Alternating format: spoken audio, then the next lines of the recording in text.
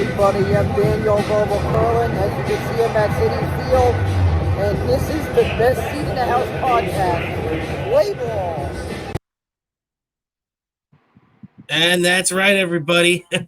Welcome back once again to another edition of the Best Seat in the House podcast. As you can see, my co-host Daniel Bobo Carlin kicked things off live tonight from Citi Field, but he's here back home now after a really great win for the Mets. But before we get into that, Dan, how you doing tonight, buddy? Doing good. I'm doing good. That was a that how was a nice little win. A lot of craziness. Just last weekend. It was like my sister's birthday. Had to set up everything because of grilling in the backyard. That kind of thing. But it went off good. And my sister got the Mets won on her birthday. Very nice, very nice. You can't go wrong with that. A win on your birthday from the Mets, and yeah, man, it was a pretty great series overall, and it's been a really great run for the Mets over the last week. As we'll start tonight with the Mets beating the Red Sox 8-3 at Citi Field. They won their seventh straight game in the game you attended tonight, Dan. And I mean, look, the Mets are still only a half game out of the wild card spot, the final wild card spot against the Atlanta Braves.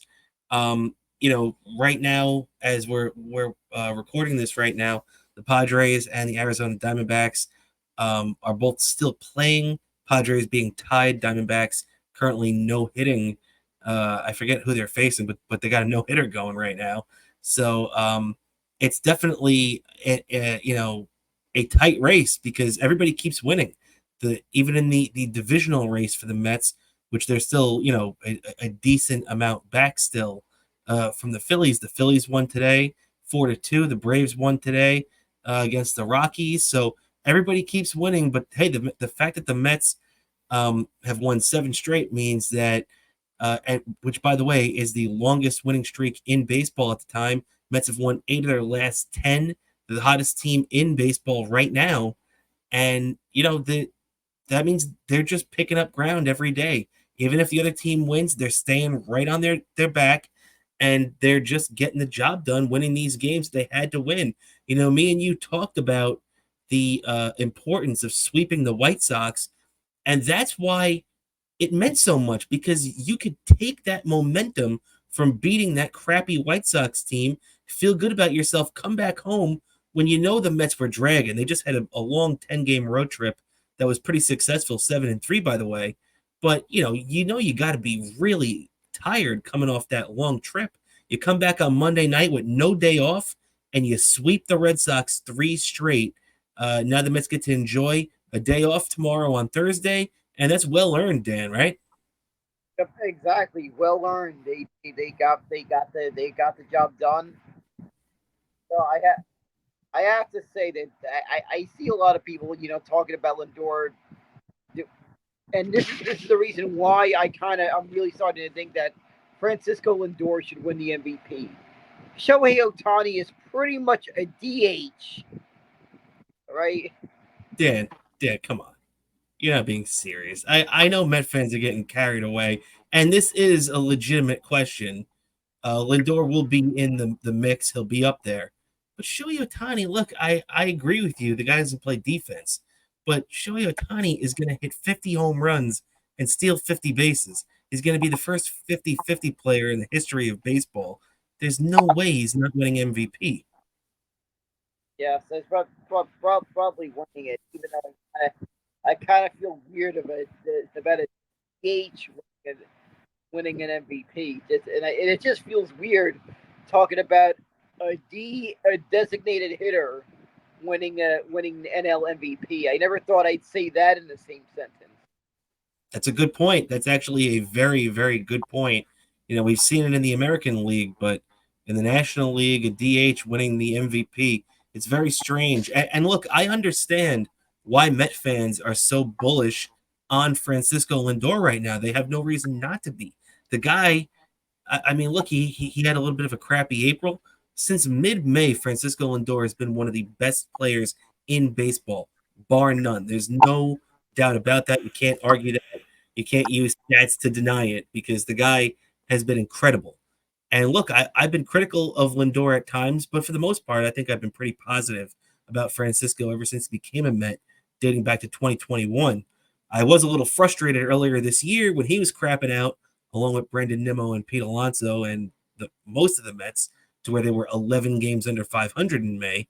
But look, I got no problem admitting that I jumped the gun this year and started blaming the wrong guy because Lindor has been phenomenal since then. Like I said, one of the best players in baseball. But look, we have to the one of the things that I pride myself on when the way I cover sports ever since I started doing talk radio all those years ago um, was that I don't want to be a homer for the Mets. The way, me and you over the years have seen John Sterling be a homer for the Yankees and countless other guys that we know that have been homers in this town and not in this town.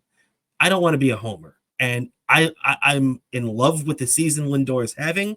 I give nothing but props to the guy. He deserves all the credit in the world. It's a disgrace that he was not an all-star this year.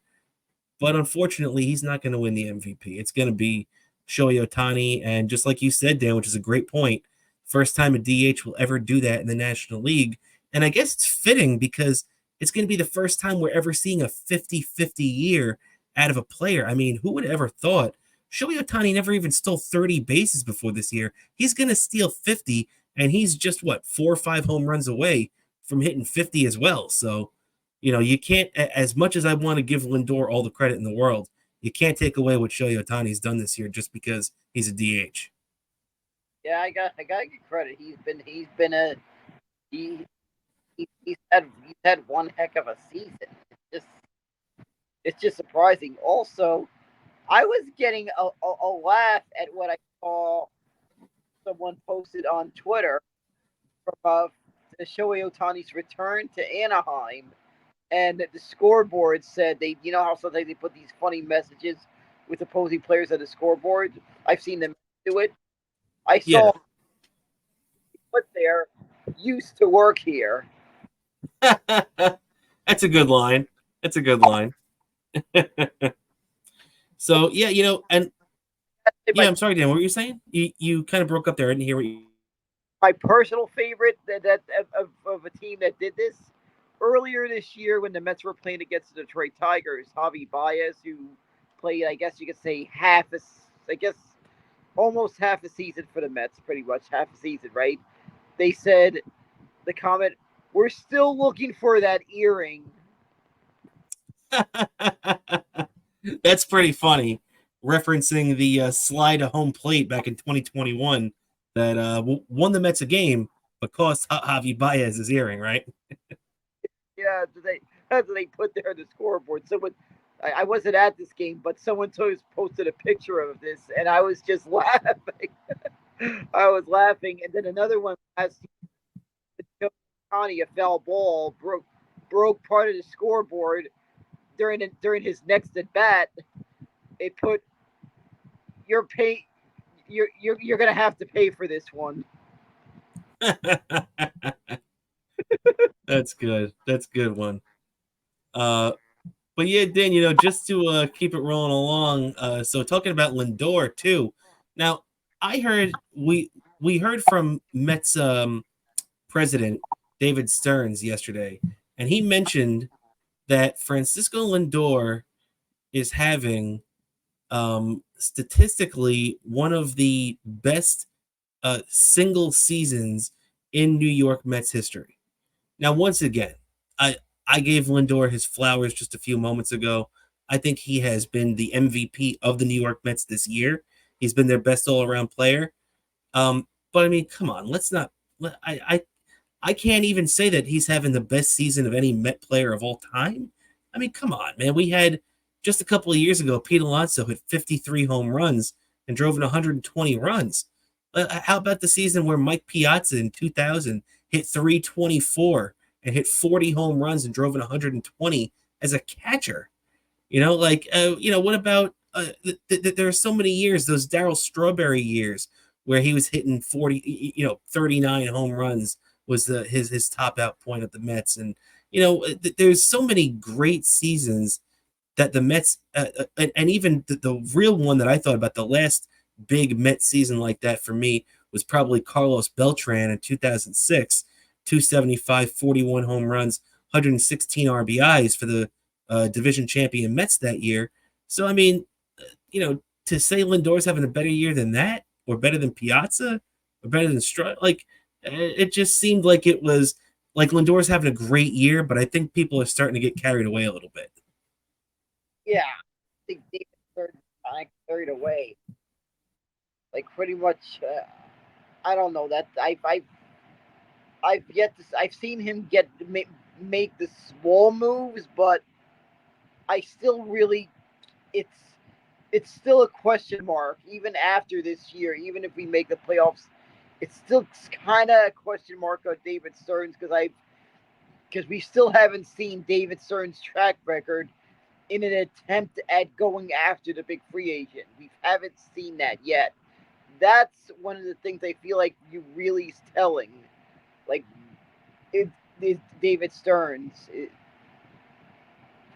what his track record as a GM so far.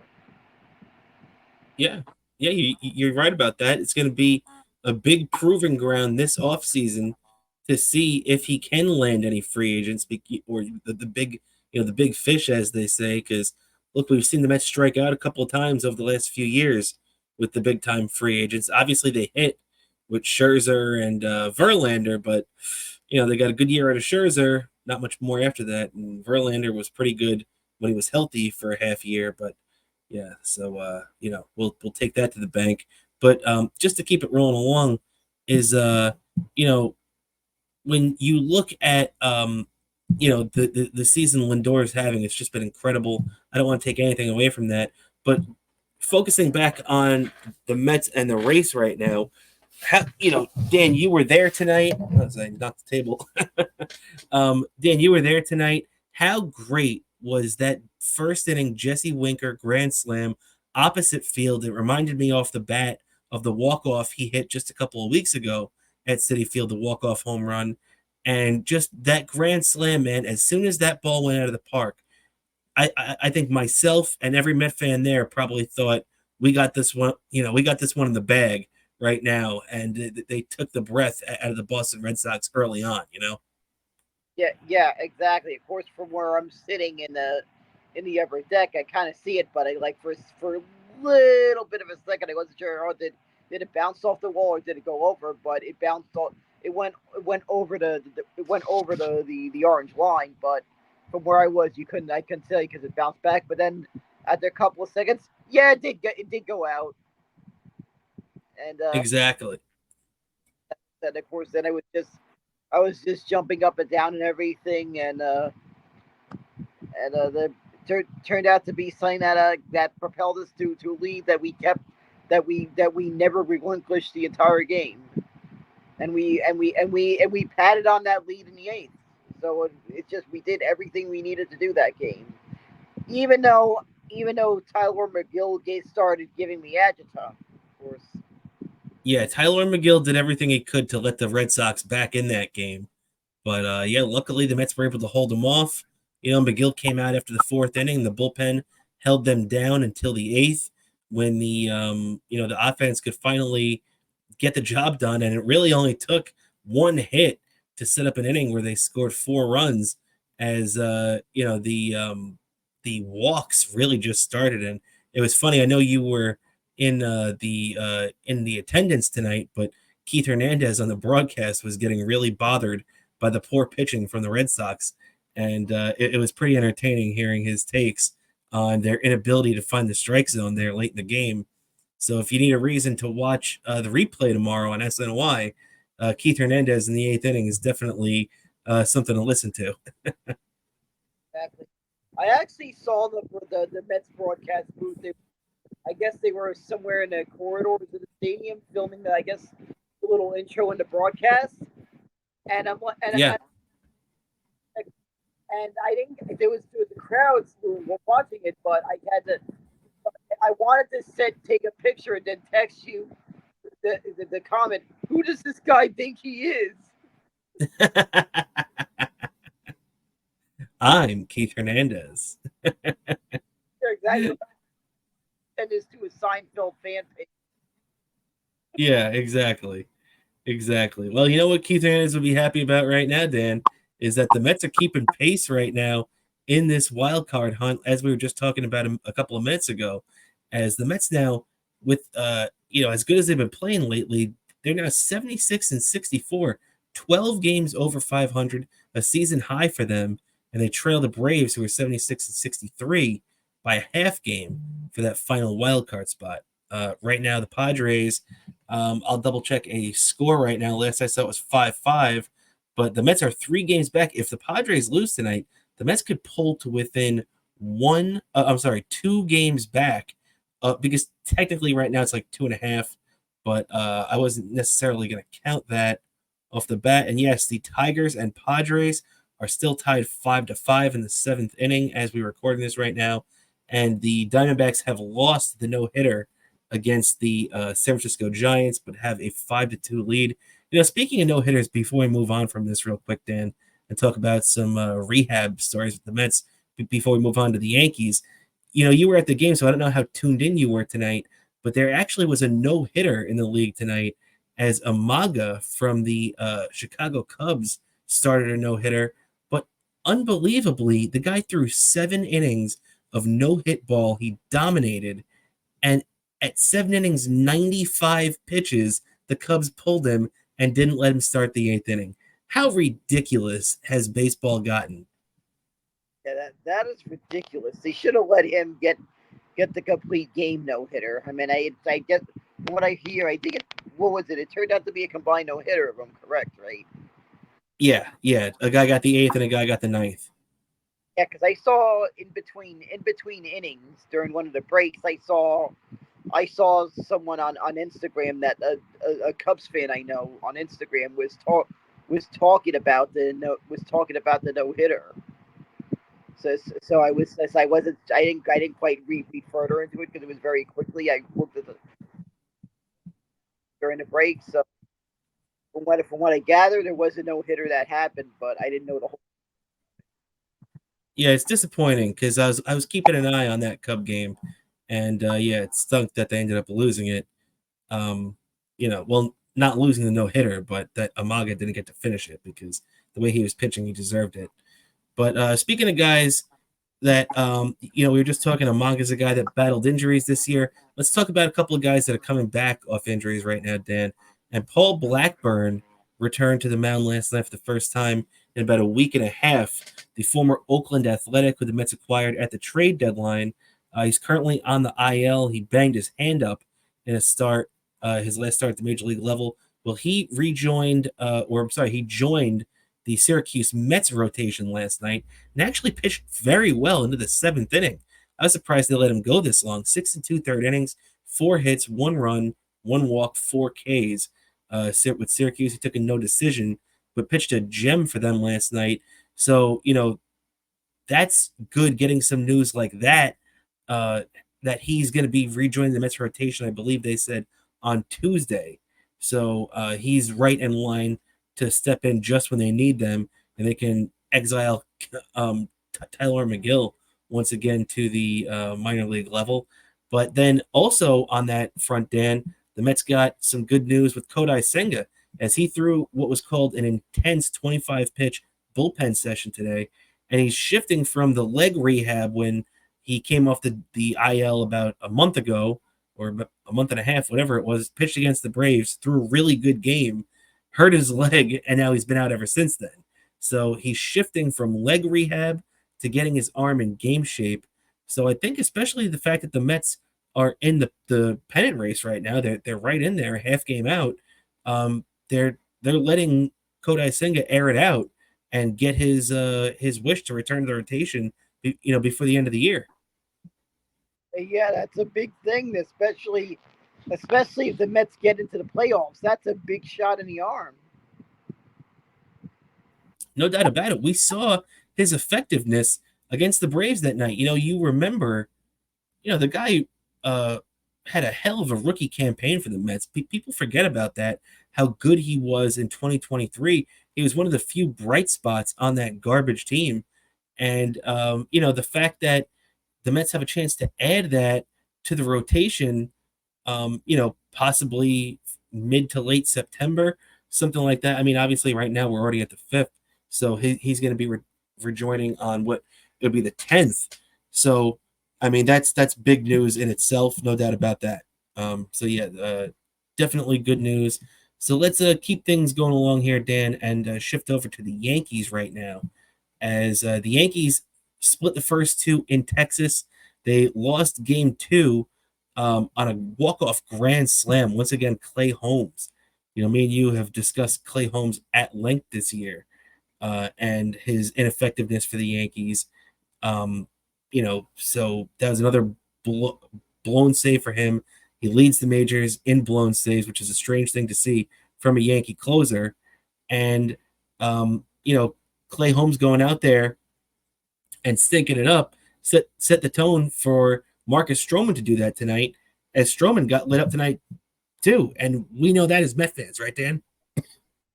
And we all know, we know that all too well, and it just turned out to be a disaster. I kind of wonder if even if someone had a defibrillator around Eastside Dave. I looked at it, has got to be medics on standby because I can just imagine there, there, there might need to be medics around his TV. I mean, the way the Yankees have been going too, and it's so weird because when you look at them, I mean, Marcus Stroman, Dan, just terrible tonight. 3 2/3 innings, 9 hits, 5 runs, 1 walk, 3 Ks. Now he drops to 10-7, ERA 4. That's exactly what we saw as a Met.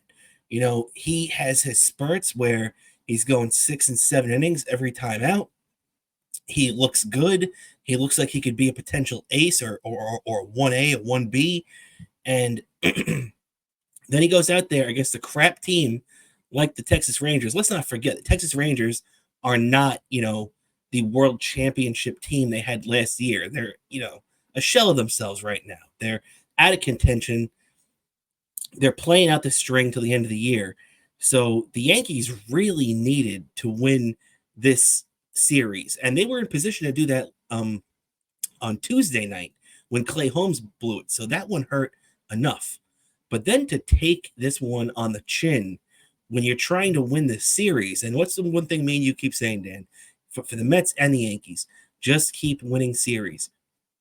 And Marcus Stroman, was not able to get that done tonight. And this is what the Yankees paid him for, to come up big down the stretch when they need him to be a reliable starter. And him coughing up the ball tonight, that's just, that's not a good sign heading into the playoffs, Yeah, exactly. It's not a good sign, and it's especially not a good sign with the Yankees, with the team that they need to play at almost at the same pace as Baltimore, because Baltimore is winning at a high pace.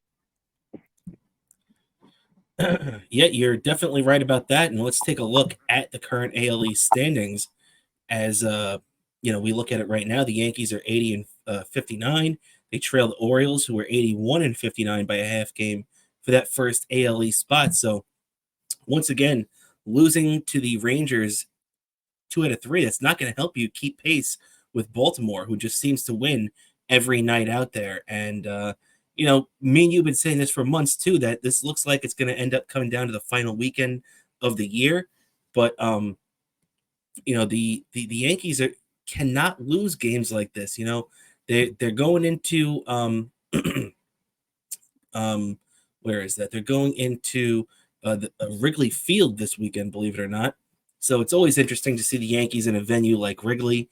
But the fact is, the Cubs, they're not a pushover team right now. So they really have to make sure that that they take care of business, because they didn't in Texas, and that's going to come back to haunt them eventually, right? Yeah, exactly. Especially like about the pace that the Yankees and the Orioles are on. It's possible. It's one of these two teams win 100 games and still end up as a wild card. Yeah, I mean, we saw that just a couple of years ago. Um, so yeah, it definitely wouldn't be unprecedented. A couple of good notes for the Yankees, though, as we keep moving along here. Though the other day they were rejoined by Anthony Rizzo, who came back up to them on September 1st when rosters expanded. So always good news to see Rizzo up there. You know, the Yankees need a lefty bat like him, and I don't know if he's going to provide the type of pop that Yankee fans probably expected upon bringing him in. He's still coming back from this injury. Maybe the long-term thought process with Rizzo is that he'll round into form near the end of the month, kind of use September like a spring training for him and then have him ready to go come playoff time. What do you think about that? Yeah, exactly. If I'm correct. Is this the first time he's come back to Chicago since he's been Yankee? This That's, that's a good question. I don't believe it is. I believe they've been back there when the Yankees first got him 2 years ago, but I could be wrong about that. So you might be right. might be right. I don't know. I never keep track of those things. I might be because I saw a Cubs fan I know on social media saying that they were a little. They said it's gonna get a. They said it's gonna get a little teary eyed seeing Anthony Rizzo in another uniform. They said that this Cubs. This was said by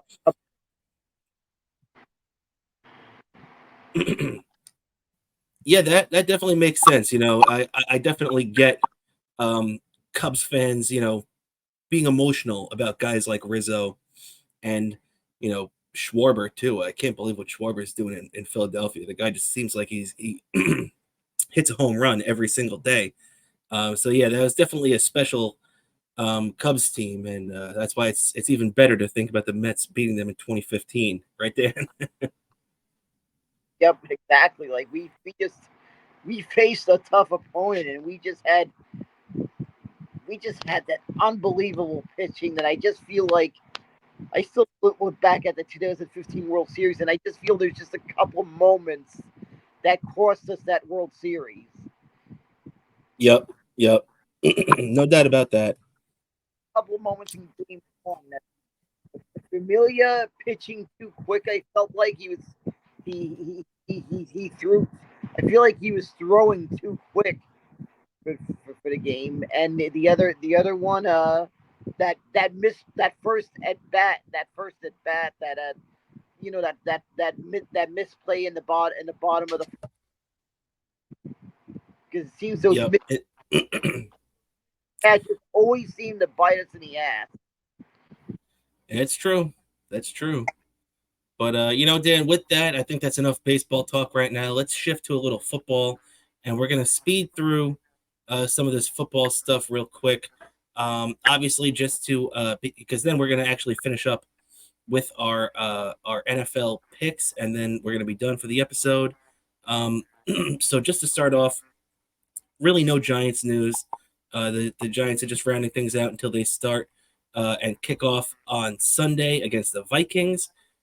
So, that's really the only thing the Giants have going on right now. The Jets still have a couple of things brewing as they had cornerback Michael Carter signed a 3-year extension yesterday that will take him after it doesn't kick in until after this season, and then he'll make about $10 million a year as the slot corner for the Jets. This makes him the highest paid slot corner in the NFL. This is a guy who the Jets drafted in the 5th round in 2021, and this is the first time the Jets have extended a contract to a non-first round draft pick since Quincy Enunwa back in the mid 2010s. So, I mean, this must have been 2016, 2017 when they extended Quincy because he was in the 2014 draft class. So, it's a good look. Michael Carter is a guy that's really earned his stripes here with the Jets. He's, the number 3 cornerback, but being that slot corner, really means a lot. He's always on the field. He means, maybe not to the Jets as much as Sauce Gardner, but he's right there. And locking him up is a good move for the Jets. And not only that, I think it shows the other players who might be thinking to themselves with this whole crazy Hassan Reddick, BS dragging just about into the uh, the regular season. Which, by the way, I hope that the time this debuts on YouTube tomorrow morning, people are already talking about Hassan Reddick showing up at the Jets building. So maybe this will already be outdated in a couple of hours. But as we're recording this right now, Hassan Reddick has still not reported to the Jets. It's still up in the air what's going to happen with him. And I think this is kind of like an olive branch to the Jets locker room to let a lot of the guys that have been there for a few years know, hey, we appreciate you guys. Right, Dan? Yeah, exactly. And I guess right now, once again, we as we keep mentioning every week with the Son Reddick saga. Cue the Jeopardy music, the final Jeopardy music. Yeah, you're right. You're right. So now it's just playing a waiting game with the Jets and Reddick. And, as a Jet fan, I'm just keeping my fingers crossed they figure something out. So, nothing else to really report on that. The Giants open on Sunday at home against the Vikings. The Jets open up on Monday night in San Francisco against the San Francisco 49ers. Now, today, we're going to give our 2024 NFL picks. And so we're just going to be picking the teams that we think are going to win the division and go to the Super Bowl and this and that, right? Next week, starting on the show, is when we're going to start doing a weekly pick segment where me and Dan will each pick a couple of games from the schedule, and we'll total up and see how we do at the end of the year. Most likely, it'll be awful, but hey, it'll be fun to watch, right? Yeah, exactly. So, all right, with that, let's jump right into our 2024 NFL picks, and that's right, Dan. We got um let's see, we got a lot of picks in store for you here. So starting off with the let's see, we're going to be starting off with the NFC. That's right, everybody. And we're going to be kicking things off with the NFC East. Now, the NFC East, we all know, has been dominated the last few years by the Philadelphia Eagles and the Dallas Cowboys. The Giants came into the playoffs and won a playoff game as a wild card a couple of years ago. So the Giants have been in the mix. The only team that really hasn't is the Commanders. But looking at this right now, obviously we know that Dan is a Giants fan, but he is a unbiased reporter, my friend, and he gives us Bobo is going with the Eagles, and I, Rob Cramer, is going with the Dallas Cowboys. What do you think about those two picks, Dan? I just feel you could go either way, but I just feel like the Cowboys just seem to just not quite have it really together, and it's just the Eagles just have this. They're probably in the last. The Eagles are in the last year of their window. Best way to describe it, and they just look like the odds-on favorite to win a division. Now the playoffs, that's a whole other story. 'Cause there's That's got true. some tough competition. Like I think there's so many ways you could go to try to predict the Super Bowl winner because there's like multiple teams. Oh, no doubt about it, Dan. And I think just like you said too, it's kind of a coin flip in the NFC East. Although there are a couple of factors why I went this way. I had a couple of things against the Cowboys, where obviously, look, my Jets, our new tackle is former Dallas Cowboy, Tyron Smith. When you lose a Hall of Fame left tackle, it's going to hurt you. So I think there is going to be a learning curve to the Cowboys. I like how they paid CeeDee Lamb. They took care of that. They got Dak, who, same thing.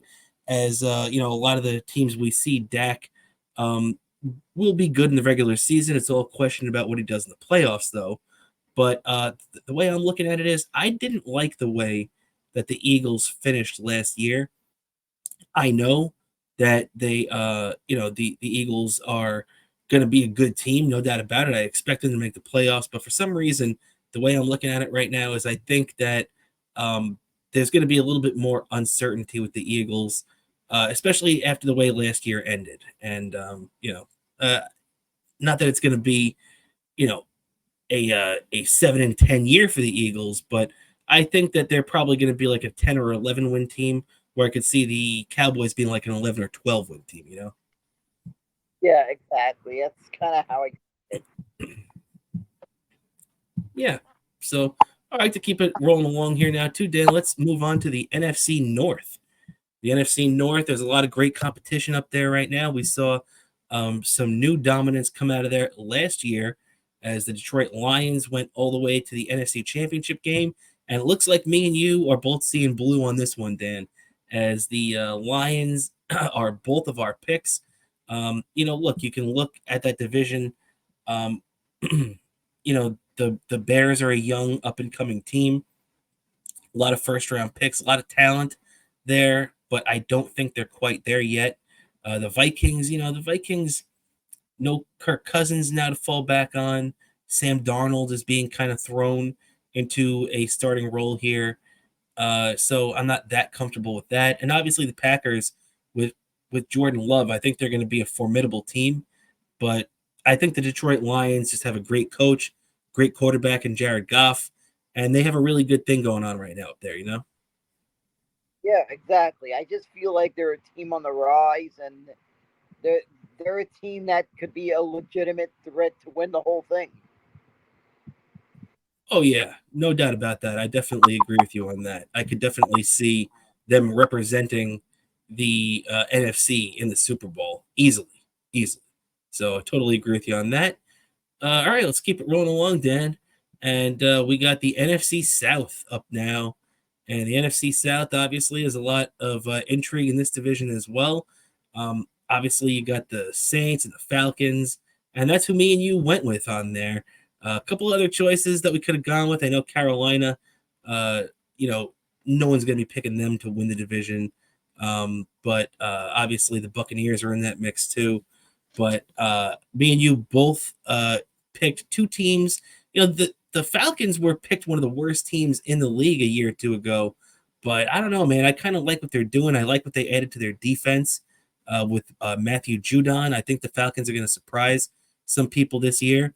But I also can't go against you with the New Orleans Saints, as Derek Carr is there as the new quarterback, and there's always a little bit of danger walking into the Superdome to play the New Orleans Saints. Yeah, exactly. So like they're kind of the favorite to win the NFC South. Well said, well said. So and the NFC West.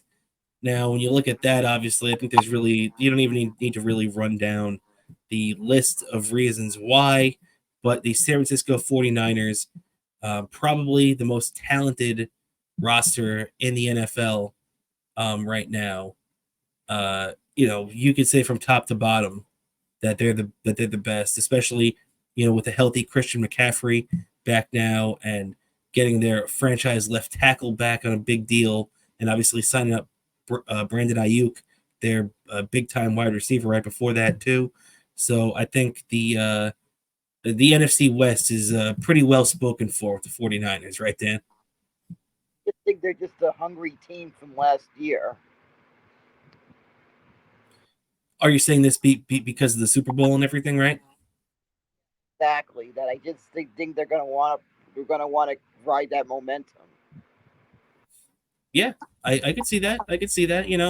The losing team. A lot of times we see a hangover from the team that lost the Super Bowl, but usually too the following season after a team loses the Super Bowl, you see a lot of holes in that team, and I don't really see that being a problem for the 49ers. The 49ers are pretty well stacked top to bottom. And Yeah, and me and you, Dan, we got the wild cards as well. Real quick on who we think is going to be the NFL wild cards. We'll start with you and your three wild card teams now, Dan. And you have your own New York Giants, and then two NFC North teams, the Bears and the Packers. What were you thinking when you picked these teams? I just feel like the Giants just feel like they kind of like I think they kind of got the pieces there, but they're not quite all there yet. But at the same time, they kind of look like they could just sneak in there, sneak in the playoffs, maybe get a playoff round win. Like they could kind of sneak there. Like they kind of have there's pieces there, but they're not quite all there yet. Yeah, the Giants are definitely in a building phase right now. I definitely I definitely could see why you would be optimistic about the Giants this year. And what about the? I mean, obviously the Packers. You know, we didn't even talk about them. We know they had a good year last year. But what about the Bears? You think that the Bears? You know, you're high on the Bears with their young talent. You think they're going to have a good year? Yeah, I just think the Bears might get a little bit. They kind of might get they're kind of a young team, so they might get off to a little maybe a slow start. But I feel like once they've gotten their rhythm and they just finally gotten the hang of some of these players have gotten the hang of the NFL.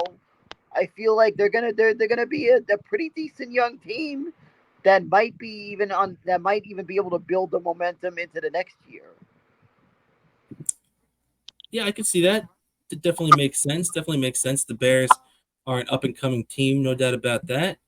And for me though, my three teams, you know, obviously I have the Cowboys winning the division, but I'm picking the Eagles as a wild card. I definitely think that the Eagles are going to do there. You know, I people forget about the Rams, man. I think the Rams are going to be a surprise team this year.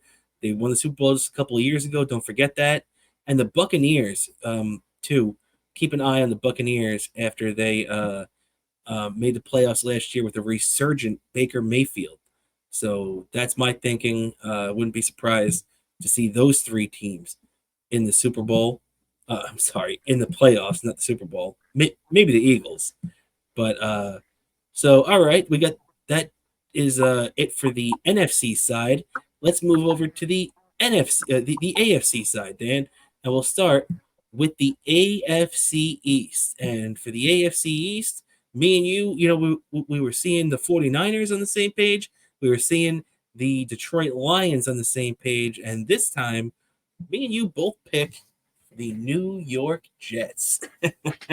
And you know, Dan, obviously I'm a big Jet fan. I'm optimistic about the Jets with Rodgers and this great defense and everything. But from an unbiased Giants fan, why are you optimistic about the Jets this year? Just look like they've been committed to going all in. That they just seem to have this. What I've been seeing reports, watching Sports Night, which is a local thing here SNY here in New York. When segments when they're because when they're covering the Jets, when I'm watching Sports Night, they just seem to going all in. Seemingly that they know the assignment, like they know it's a very small window they have to try to win the whole thing, and they know they just have this urgency about them, especially with the you don't know you maybe realistically have 2 years to this year and next year of of uh of Aaron Rodgers. Maybe you get a third year, but realistically, it's 2 years they have to try to accomplish the goal. Yeah, you're right, man. You're right. And the only goal right now is to win a championship. And they're hurting themselves, in my opinion, not locking up Hassan Reddick to try to help that quest. But right now, even without Reddick, I still feel pretty confident in my New York Jets. So let's keep it rolling along here now, too. We'll move on to the AFC North, where you very understandably have picked the Baltimore Ravens, who have one of the most dynamic players in the NFL, in Lamar Jackson, and also now we got the Cincinnati Bengals, who have the returning Joe Burrow. This is a guy that completely turned the franchise around when they drafted him number one just a few years ago. He's been to a Super Bowl with them. I think he's bound to return to form this year with a rejuvenated T. Higgins and obviously Jamar Chase, who's a little banged up right now, but he'll be okay eventually. And that's what I'm thinking, Dan. Why did you go with the Ravens? I've seen that look like they're gonna have one of the toughest in the league. So I feel like that it's gonna carry them to a couple wins. Yeah, yeah, I could definitely see that. You see the obviously, you don't even have to talk about how good the Ravens have been. They're such uh, a consistent franchise that always seems to be in the mix. They always put themselves in the right spot. They always get rid of guys' contracts at just the right time, and they always bring in guys just at the right time. And right now, with Harbaugh running that team down there on the coaching side, and everything going else on with that franchise, I think they're always going to be dangerous. So I don't blame you one bit for picking the Bengals there. And I'm sorry, the Ravens. I got the Bengals though. And with that, Dan, let's move over to the AFC South. We got the AFC South now, and for that, you're taking the Texans, so you're high on C.J. Stroud and that Texans team that really came up strong last year. I'm, however, taking the Jacksonville Jaguars with the great Trevor Lawrence, former number one pick in his own right. What are your thoughts, Dan? Why do you think the Texans have the edge this year? I feel like they might have just a little bit more, a little bit on maybe an edge on offense. I feel like. Yeah, and you're probably right about that. To be honest, you're probably right. The Texans have Tank Dell, and they have some pretty good running backs, and obviously C.J. Stroud. So yeah, I think you're probably right about that. You're definitely right in thinking that. The Jaguars, though, I don't know why. I just kind of have a feeling with the Jaguars. I went with them on a hunch, if you will. So I think that Lawrence is bound to have a good year. I like Etienne, the running back as well. I think maybe there's a chance that the Jaguars get some momentum this year, but you know, I understand why anybody would go with the Texans too, so I can't really argue that. In the AFC West, though, Dan, I think there's only one show in town out there, as me and you both got the Kansas City Chiefs, unsurprisingly, on that. Patrick Mahomes, no reason to even really break that down too much. Um, so with that, we'll jump right into the AFC wild cards. And with the wild cards, Dan, we'll start with you.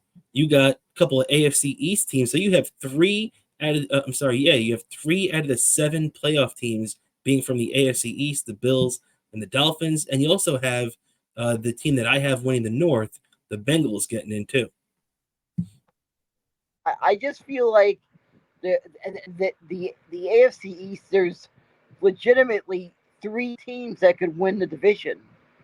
So it's a very stacked division, and I just feel like that it's one of those cases where there could be three three teams in that division making the playoffs.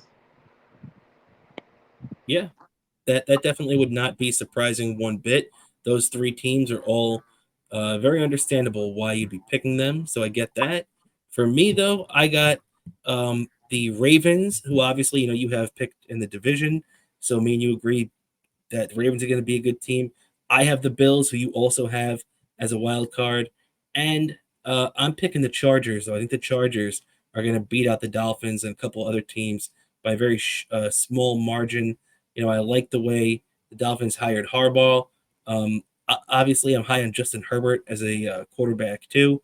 So I think that the Chargers are going to get their momentum going in the right way and make our buddy Gino Bisconti a happy Chargers fan this year, right, Tan? Yeah, exactly. Well, at least during a regular season. Well, Probably, that's true. probably during the playoffs, he's gonna be he's so during the playoffs.